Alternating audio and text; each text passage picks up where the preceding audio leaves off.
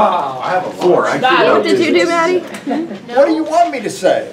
Yeah. No, I won't answer any of Actually, it's them? only 2 questions. Okay, well, Miss Why are my Rose, eyes not let's have working? one of the questions. Number 4. Number 4. All of number 4? Yeah. The vast majority. Okay, so number 4, if you're 1.6% going into answer is engineering, above. this is the type of stuff that you have to be able to do. He said, Okay? no, I went and Or just he says you life just in take the number general. minus Okay? 0. Can you start with a complex problem and think your way through it? So, 40. let's start on number 4, because if this is wrong, everything else is wrong.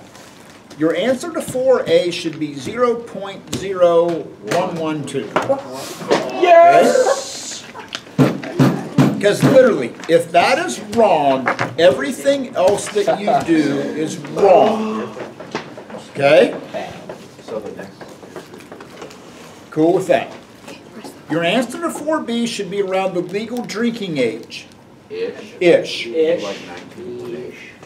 Depending on how you round it, yeah. To be? Yes! Yes. Now, on C, Yeah, we didn't do it. on C, what you've got to use on C is the idea that force times time equals change in momentum, which in this case is going to be mass, a change in mass times the constant velocity of the rocket. So, now here's the significance of this number. Your answer to this one, because it asks for each rocket, should be around 15. Okay? Now, here's what you don't want to do. It's like you're in charge of figuring how much mass of rockets these things have to take up there. Well, because of the fact that it costs money to get stuff into space, your answer should be around 15. If you dink this up and you say, well, each rocket needs about 60 kilograms. Okay, but on 4 rockets, that's a lot of extra weight that you have to carry that you don't need. The other thing, you don't want to dink it up and say, well, it's about 1.5 kilograms.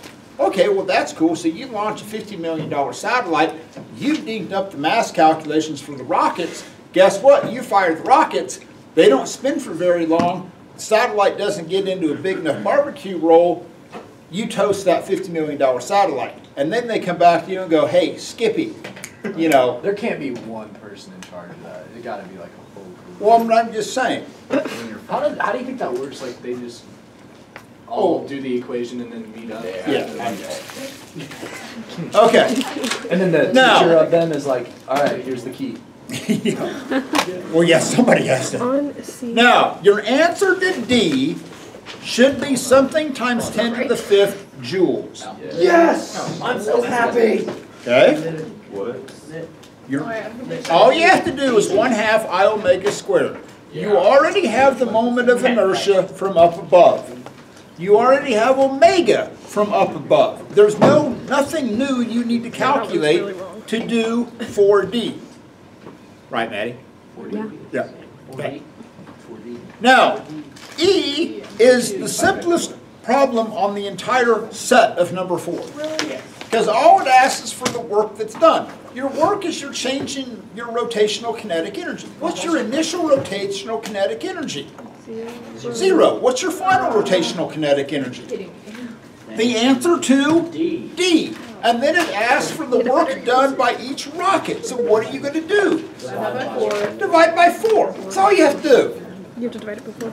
We made that long. Yeah, we really did. Wow. Okay, you have to divide it by 4. I told you. Darn, I'm sorry! I haven't divided it by 4 yet, but it might be. Your answer to F should be between 100 and 150 watts. What? Oh, Lord. Oh, because you have to put in the... Okay. And your answer to G on the translational kinetic energy of that satellite should be something times 10 to the 11th. Cool. Can we just take a pause right there? Yeah. Wait, was your word a negative number? You've got to find the No. velocity using big It wasn't. V. Oh wait, So no, yeah. look, 'cause this then is also why you pay attention to equations. You want to find the kinetic Did you get energy, 4.05 right? times 10 to the Which is going to be 1/2 mv squared. So here's the deal. and then you put that number in on the work. Gotcha. To find the velocity, you're going to take the square root of big Calculator's G gonna die on. over r, and then you're going to square it.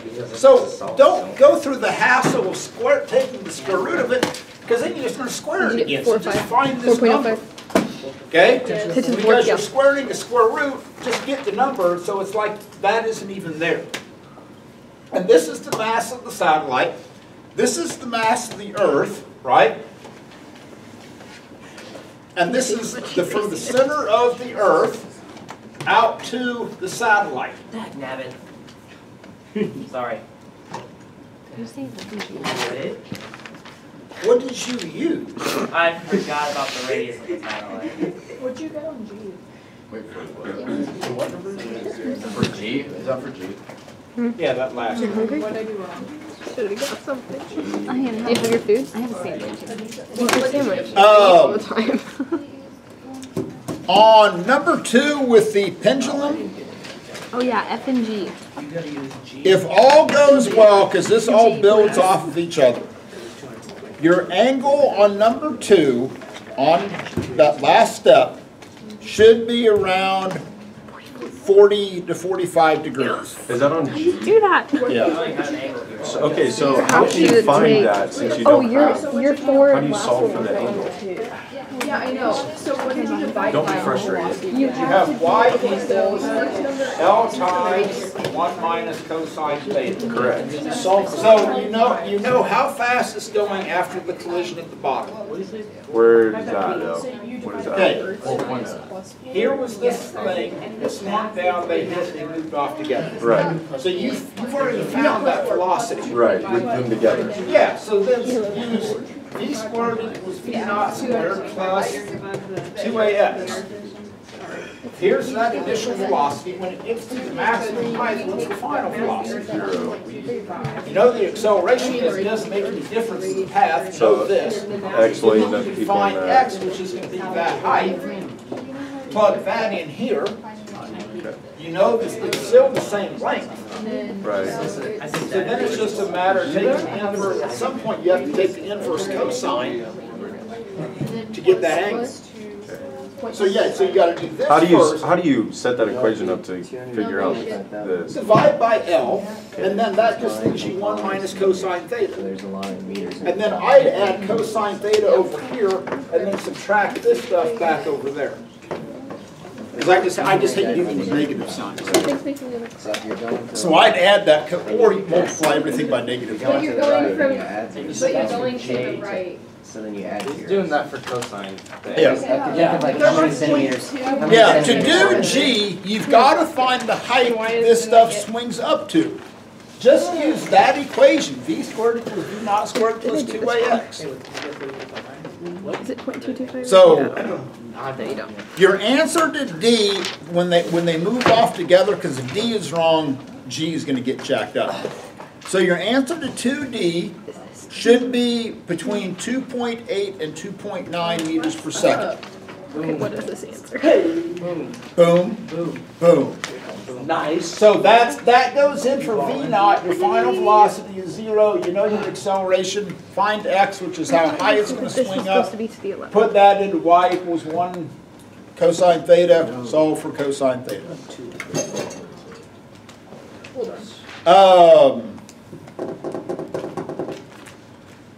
On number 5, on that last one, because again, if 5b is wrong, everything else is going to be wrong.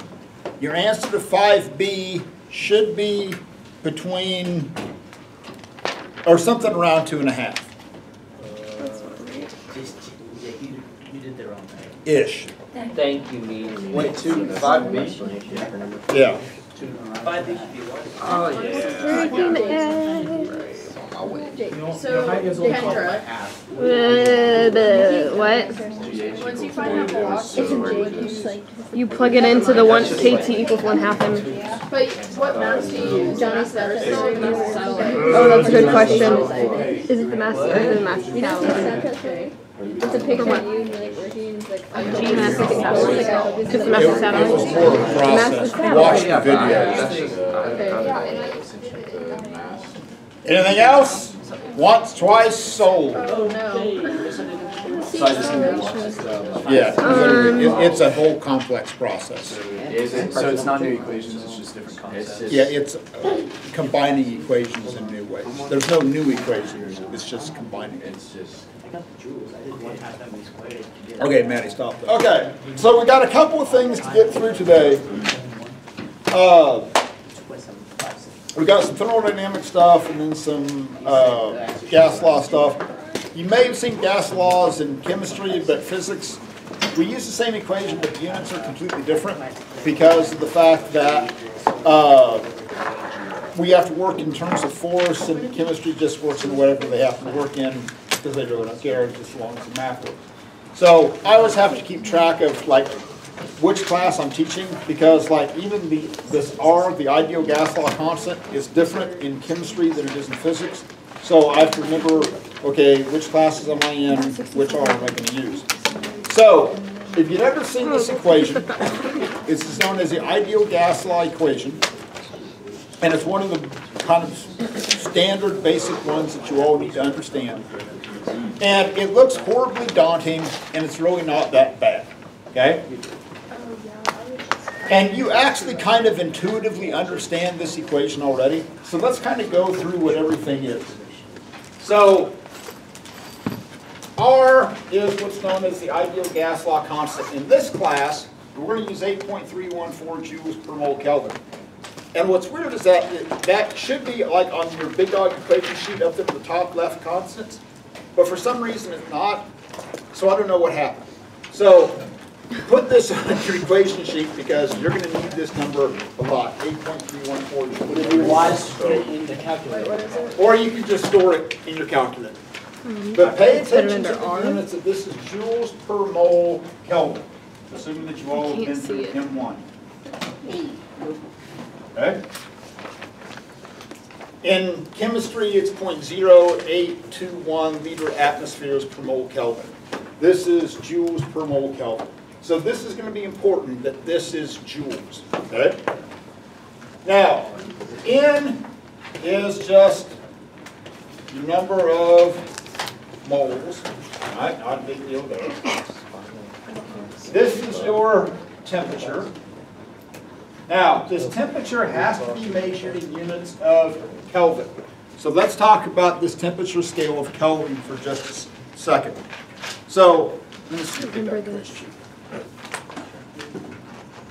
God, that's not on there either. Oh, Failed it for example. well, no, it was like on last year's, and now it's not on. I don't know if the font changed or what. Okay, The second. so to go to Kelvin, named after Lord Kelvin, which is the British guy that came up with this concept. To go from Celsius to Kelvin, it's a very simple conversion. You take your degrees Celsius and you add 273 to it. You don't have to multiply, you don't have to divide, anything weird like this. So put this also on your big dog equation sheet, because again, why it's not there, I don't have the faintest idea, but it should be. So here's the deal. So you got 273, so like right now, room temperature, let's say, is 20 degrees Celsius. So to get from Celsius to Kelvin, you add 273 to it. Now, here's the advantage of the Kelvin scale. If physicists ruled the world, we measure all temperatures in Kelvin. Well, you don't. So you can never, ever, ever, ever get a negative temperature of Kelvin, because the theoretical limit that you can get, the lowest temperature you can get to is what's known as absolute zero, which is 0 degrees Kelvin. So the beauty of Kelvin is that if you look at like the Fahrenheit or the Celsius scale, number one, you can get values of 0. So if you're working in the Celsius scale, it's pretty easy to get water that's freezing or an air temperature that's 0. Well, here's the problem. If you plug in a temperature of Celsius in here that's 0, this side now becomes 0, which means that side has to be 0 for it to be equal, which doesn't make any sense at all. Worse yet, if you get really cold and you get like -5 Celsius, then this side is going to be negative, which means that side over there means you either have negative pressure or negative volume, which doesn't make any sense either. So that's the beauty of Kelvin. You never have to worry about it going to zero, and you don't have to worry about negative numbers. Is there a maximum temperature? No, there isn't. There's a lower limit, but realistically, you're not going to get, even the surface of the sun is about like 10,000. So, not a big deal. All right, so the number of moles, 8.31 joules per mole Kelvin, and then you have this temperature that's in Kelvin. Now, let's talk pressure.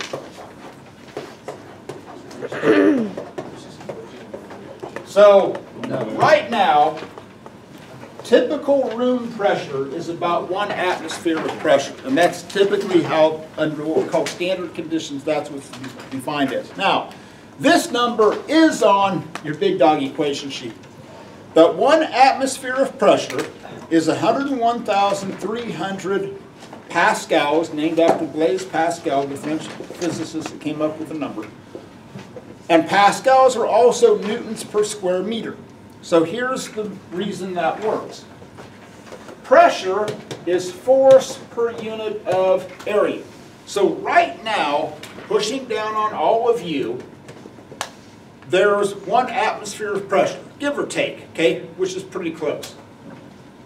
So this force pushing down on 1 square meter, so like if you could lay out flat, and let's say roughly the surface area of your body is like 1 meter. That means you have 101,300 newtons per square meter. So if you, to kind of get this in perspective, if you have 1 kilogram of mass, okay, which is about 10 newtons, right? 9.8, let's call it 10. So if you have 1 square meter about like this, that's like having 10,130 of these stacked on a 1 square meter area. Okay? It's a lot. It's a lot. But we're used to it. Okay? We function under that. If we don't have that, very, very bad things happen. Your blood will instantaneously boil, your eardrums will pop, bad things are going to happen. Okay? We're used to this pressure. If you get rid of that pressure, that's bad.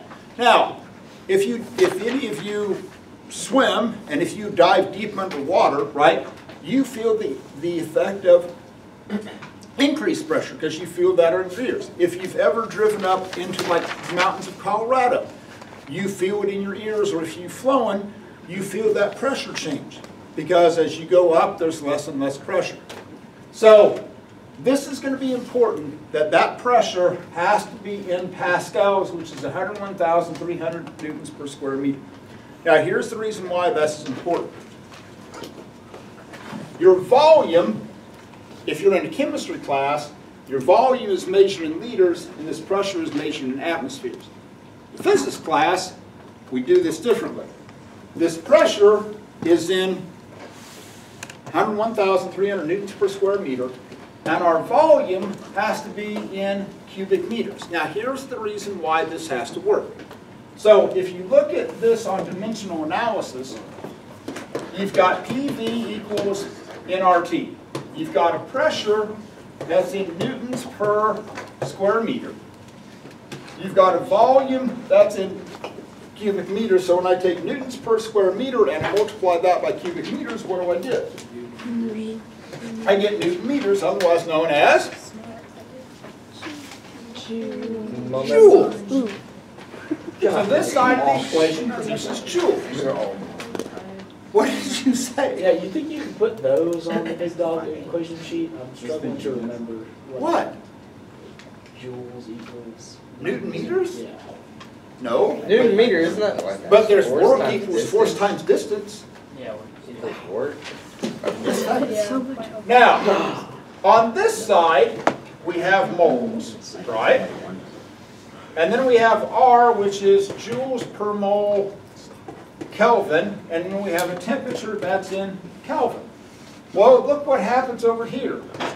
The moles cancel out, the Kelvins cancel out, you get Whoa. Would you look at that? joules on both sides. This is why your pressure has to be in pascals or newtons per square meter, and the volume has to be in cubic meters. That way you get Newton meters, that way you get joules, which is the same thing that you have over here. So I can't have this side producing joules and this side over here producing newtons. Okay, it won't work. Both sides of the equation have to remain the same. Now, this is a situation, believe it or not, you all intuitively understand how to use this equation. So, don't read anything into this, but I happen to have a syringe in my drawer, purely for demonstration purposes. So, I'm going to seal off this end, and I'm going to push this down. So, as I push this down, let's talk a big idea. Am I doing work? Yeah. Why? You're applying a force over a distance. I'm applying a force over a distance, right? So, as I apply a force over a distance to compress this, what do you think is happening to the pressure inside the syringe? It's increasing. It's increasing, right? Okay? So, and you can feel that. You push that together, you can feel that. If I take the finger off, okay, that air escapes because it wants to equalize everything out. So, if you look at this equation, and this is the beauty of this, if you look at PV equals nRT, right? So, when I did that, when I had the syringe with that plunger up here, right? Right? And then I pushed that thing down, right? And I made the volume smaller. Do you think I changed the number of moles of gas that were in the syringe? No. No, that stayed the same. Do you think I changed R? No. No, that's a constant. That's like. Did I change the temperature? Yeah. No. No. Let's assume that the temperature stays constant for the sake of argument, right? It does. So this would be like P1 V1, which would be this situation, right? Now, if I compress it, then my new pressure times my new volume still has to equal the same nert, right? Nert. Because in both situations, they're the same. So if P1 V1 equals nert, and P2 V2 equals the same nert, what can I do here? They can equal each other. Oh. So P1 V1 equals P2, P2. P2 V2. Doesn't temperature change a little bit? Oh, it does, but not enough. Yeah, we'll get more into that when we get into the acidic process. For now, so here's the deal. So here's what's important. It's subtle, but it's very important. These two sides of the equation have to be the same. So I had initially, over there, I had a pretty large volume, so I had a small pressure. So if these two sides are going to be the same, when I made the volume smaller, what had to happen? Pressure had to increase. Okay? Now, there's a couple ways you can show this, so come back here for a second. Put it in here, and fire up yonder.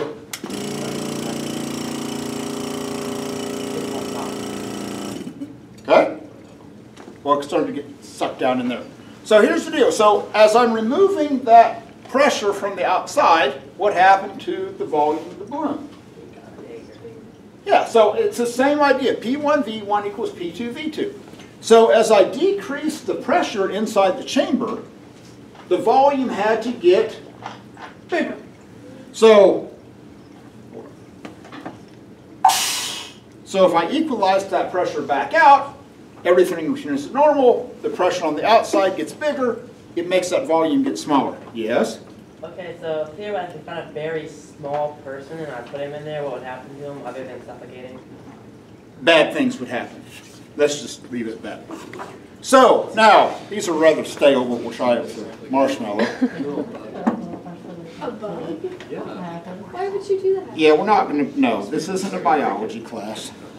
Okay, so we'll try it. What's inside of there right now?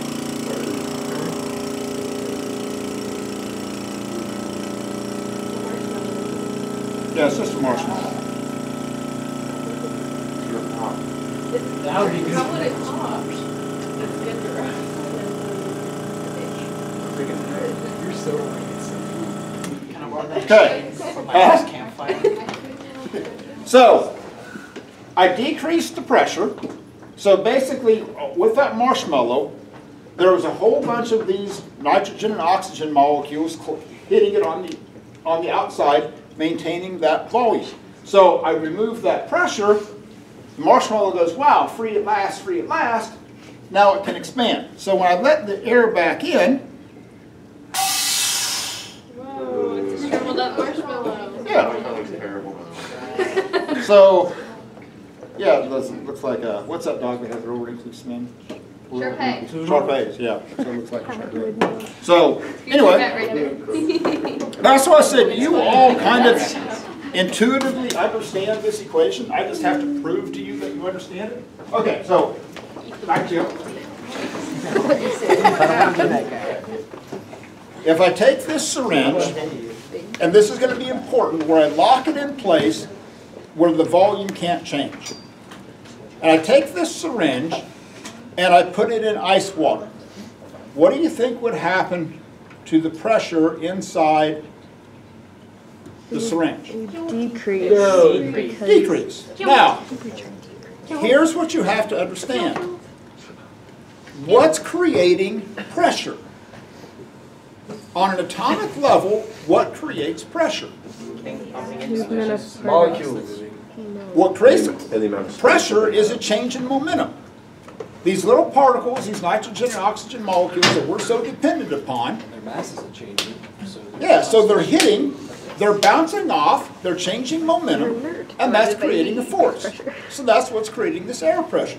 So when you say, well, the pressure is going to go down, what's happening is that we're not, like James said, we're not changing the mass of the oxygen and nitrogen molecules. What we're doing is we're having them move slower. As they move slower at a cooler temperature, the collisions aren't as violent, therefore we have less pressure. So it's somewhat analogous, and this will never happen for any number of reasons. So let's say that I'm teaching second grade. That's why I said this won't happen for any number of reasons, okay? Or meter. And I'm blindfolded, even worse. I honestly could not imagine. And the only thing I can do is feel the collisions of the little ankle biters as they run into my legs. Okay? That's all I can feel. So I walk in the room, right? Ankle biters are kind of, milling around. I feel a little bit of pressure. And then all of a sudden, they start like hitting with much more violence. It's like, I can conclude then that somebody came into the room and gave them a tremendous amount of kinetic energy. They dumped a whole bunch of sugar into the bodies of my little second graders. And now they have a whole bunch more kinetic energy, and I feel that as pressure on my legs. Now, you can make the analogy with these second graders. You can teach all of gas laws with second graders, by the way. So, if you look at what happened there with the marshmallows, I'm going to have the same number of kids in the room, but when I remove the air, that's like I'm giving them more room to roam. Therefore, that pressure is going to drop because I won't have as many collisions because of the fact that I've basically given them more space. I'll have fewer collisions. Now, the other side of it is that if I shrink the volume of the room, I'm going to have more collisions and the pressure is going to go up. Okay? Good with that. So, what I'm going to do here, here's my second graders inside the syringe, which sounds bad. But here's my second graders inside the syringe. I'm going to keep the size of the room the same. I'm going to put this on ice. Okay, I'm going to make the syringe really, really cold. So that would be like taking my second graders at room temperature and putting them outside on a really, really, really cold day. They're not going to have as much kinetic energy. They're going to be like, oh no, it's really cold. Okay, right? Right? That's true. They're not going to have as much kinetic energy. So I won't feel as many hits on my legs. So if you look at this in terms of E1, V1, equaling nRT1. So here's the deal. What is that? So I'm going to keep the volume the same, and I'm going to look at the relationship between pressure and temperature. Okay?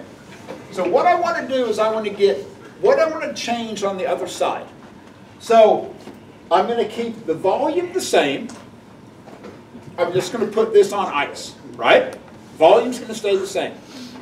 I'm going to change the temperature. So what I'm going to do is I'm going to move this temperature over here and get P1 over T1 equaling NR over volume.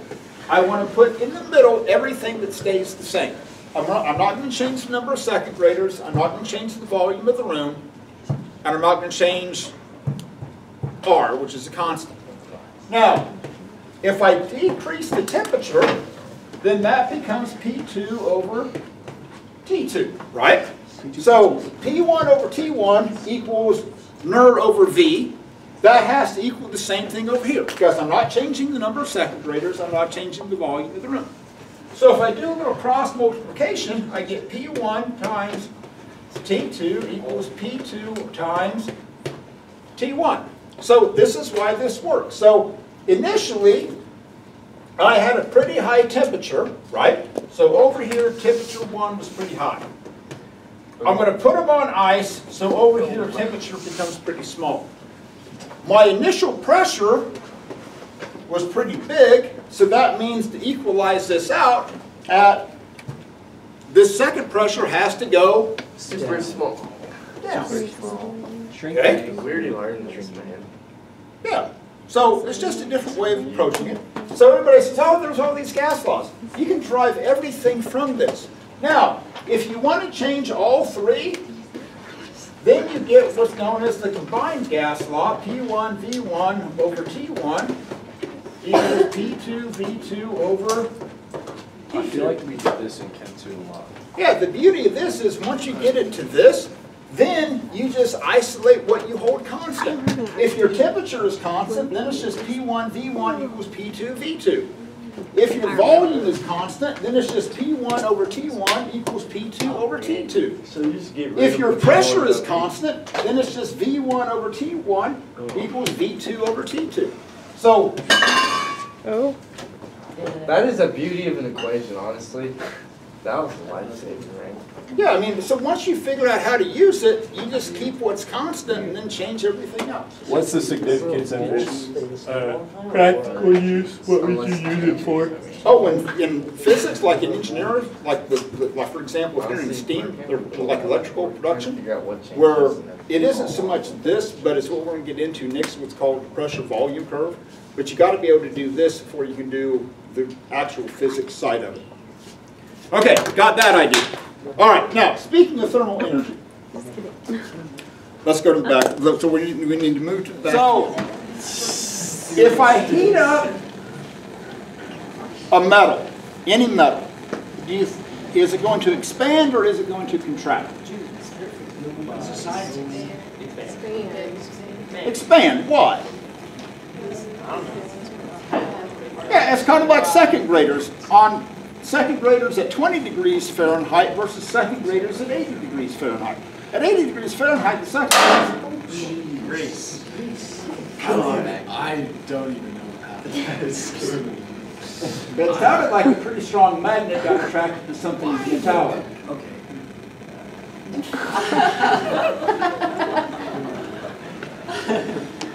Don't look at me. Okay. So, what I'm going to do, different types of metals have different what we call expansion rates based upon different temperatures. So I'm going to heat this up.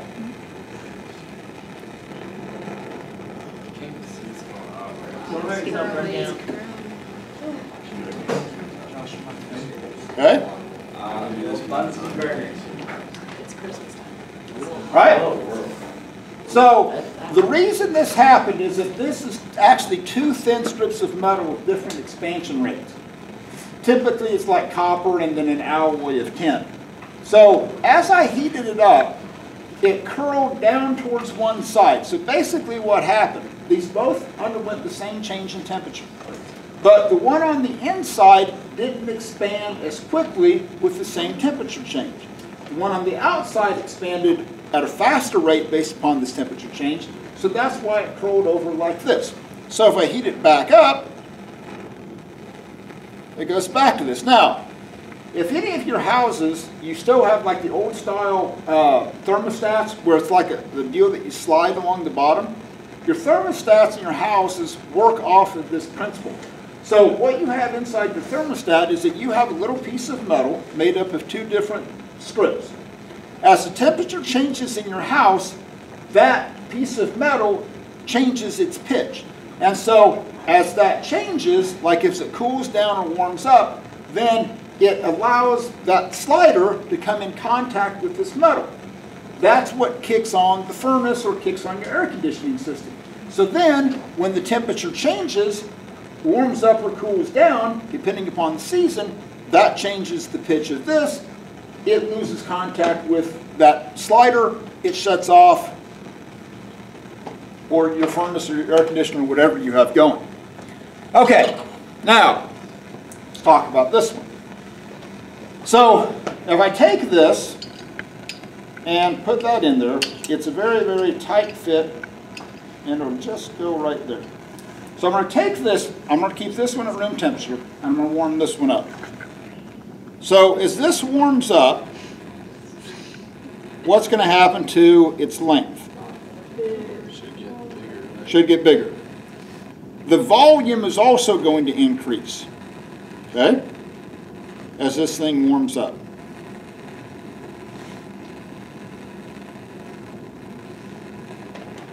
So basically all these little particles inside of there are vibrating faster and faster and faster, going, I need my space, get away from me, man.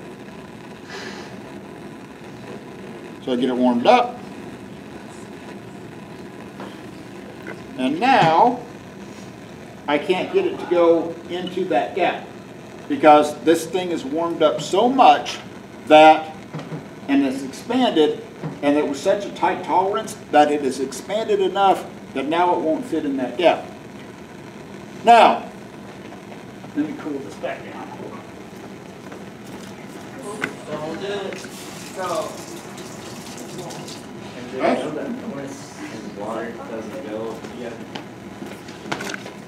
Now, what I'm going to do next is I'm going to take this and it will go inside of this barrel. Okay? So now I'm going to keep this at room temperature, but now I'm going to heat up this. So the question is, after I heat this up, okay, I'm going to heat up this side of it. After I heat up this side, will this piece still go in? Yes. Oh yeah. A lot easier. Easier? Okay, why? Honestly, I think Okay, I'm going to heat up this side. No. But will it expand inward? It's not going to expand. Yeah, that's what it's which way will it expand? Oh! Yeah, so who knows? It's going to expand, we don't know which way, yeah. Okay, clearly the metal is going to expand, right? Okay, well let's see what's going to happen here. Oh, I can see it. You can see it. It's expanding. I can see that. Yeah, it's a trick. Probably you thought. I'll try it. I know. You get that balloon near here.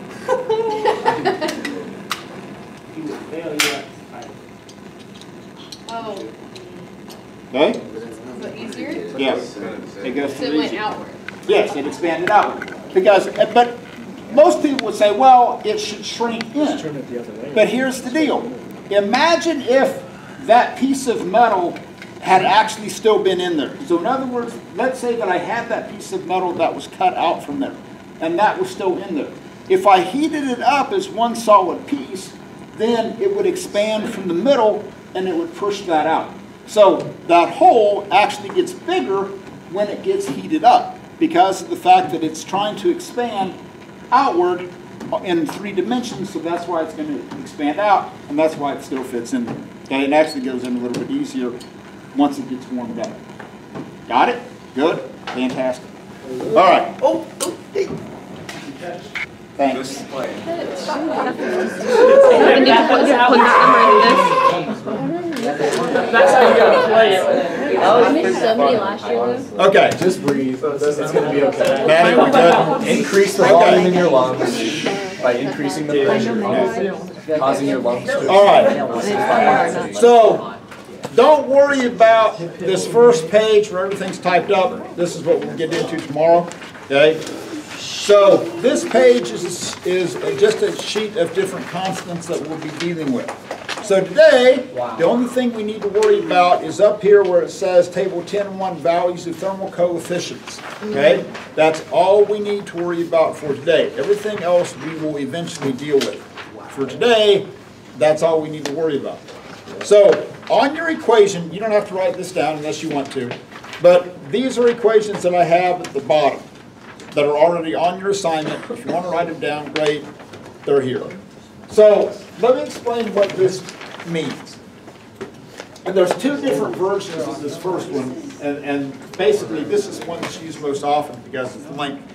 So, basically what this is that this, let's start with this one and then we'll get to that one. So what this equation gives you is how much something changes in length based upon a change in temperature. Now, listen to me. This is not temperature, okay? This is a change in temperature. So the length of a metal, concrete, whatever it is only going to change if the temperature changes, okay? So this is not the same temperature that we had in the ideal gas law equation. This is going to be a change in temperature, okay? Listen to me. This is change in temperature. So if you go from 40 to 50 degrees, or if you go from 0 to 10 degrees, it's still the same change in temperature. But if you go from 0 to 50, that's a much bigger change in temperature than if you're going from 40 to 50. So this is not temperature. Listen to me. This is change in temperature. What's that thing? Just hold on.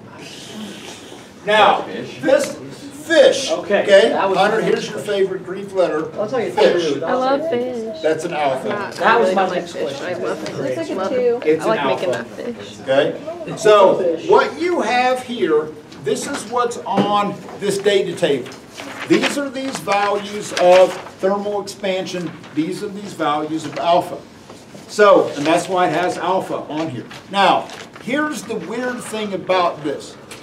The units of alpha are just Celsius to the -1. That's it. There's no length involved. The only units here are Celsius. So here's the beauty of this. This change in temperature is going to be in Celsius. So that basically drops out the Celsius. So the only unit of length that comes in here is L0, which is your initial length. So it doesn't make any difference what that length is in. If this length is in meters, your change in length is going to be in meters. If this is in feet, that change in length is going to be feet. Because that's the only units that are brought into this because the Celsius cancels out. Okay? So like, where is this on our equations? It's not. That's why I've got them on the bottom of Are the you going to equation. give these equations to Yes. us if we need them I for will test? give them to you.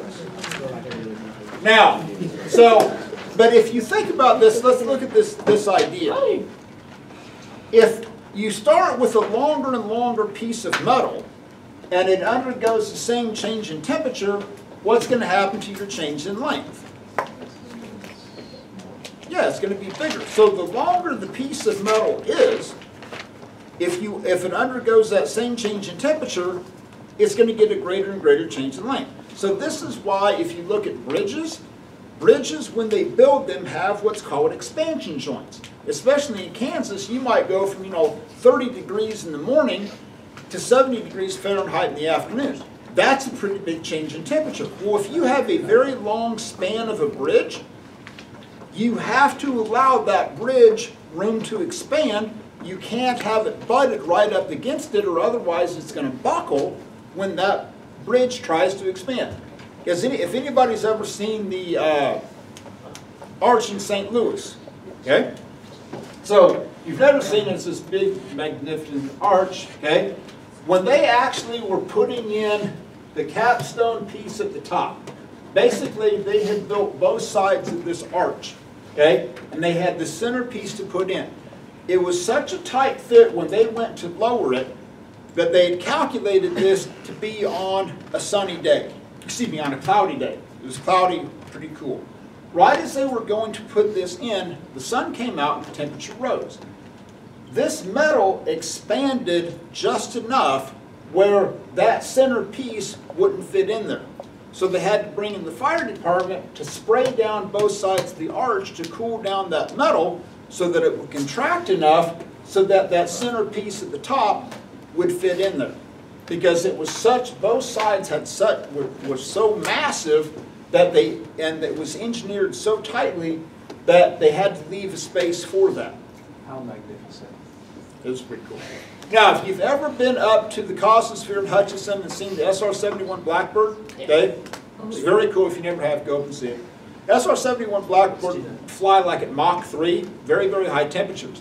So when they built that plane, they actually had to leave gaps in the framework so that when it was flying at Mach 3, it was generating so much thermal energy from the collisions with the particles that it would heat up. So they actually, like the fuel tanks, would actually leak on the ground because they had to leave gaps. But then when it got up to cruising altitude and everything warmed up, then that metal would expand, then it would seal everything up. Because they couldn't build it completely sealed on the ground at room temperatures, because then when it got up to such high temperatures, it would buckle when it tried to expand. So it would actually leak fuel and oil when it was on the ground at normal temperatures, but then it wouldn't leak then when it got up to high speed. So this one is just a variation of this. So all to get from here to here, it was simple algebra. Change in L, how do you find any change in anything? What minus what? Yeah, so this is just L minus L naught equals L naught alpha delta T. So then, all I did to get here was to get this L. I moved that L over there. That's how you end up with this one. So these two equations are the exact same, because all you do is move L naught over there, you factor out an L naught, you get 1 plus alpha delta T. So what this is area. Now hopefully this makes sense. When you're talking about a change in area, why do you think that 2 is in there for area? Would it be like 1/2? I know, why is there 2 there? If you have a flat sheet of metal, in how many dimensions is it going to expand? 2. It's going to expand in 2 dimensions, so that's why that 2 is there. If you're talking volume, it's going to expand in 3 dimensions. Okay? So that's why that's there. And again, here's the beauty of this. I don't care what this is in. It doesn't make any difference, because your new volume is going to be the exact same thing. So if this is in meters, cubic meters, this is going to be in cubic meters. If this is in cubic centimeters, this is going to be in cubic centimeters. But here's what you have to watch for on these questions. If I say, hey, what's the new volume? All you're going to do is just do this. But if I say, what's the change in volume? Then you've got to subtract that from this value. So you have to pay attention to what you're being asked for. Okay.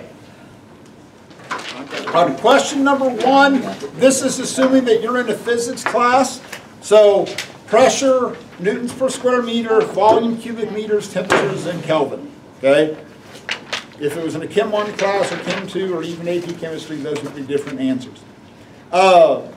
When you get down to 13, 14, you can leave those in centimeters. You don't have to change them into meters because everything's going to cancel out anyway and you're going to end up with the same units.